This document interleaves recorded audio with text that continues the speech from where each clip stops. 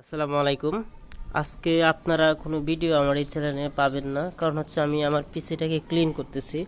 অনেক দিন যাবৎ পিসিটা আসলে পরিষ্কার করা হইতেছিল না, এত ময়লা। আর আপনারা জানেন যে পিসির ভিতরে কতটুকু ময়লা ঢুকতে পারে।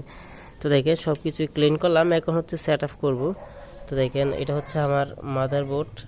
আমি হচ্ছে একটা ছোটোখাটো একটা গ্রাফিক্স কার্ড ব্যবহার করি, আর দুইটা হার্ড ডিস্ক আছে, র্যাম আছে, পাওয়ার সাপ্লাই।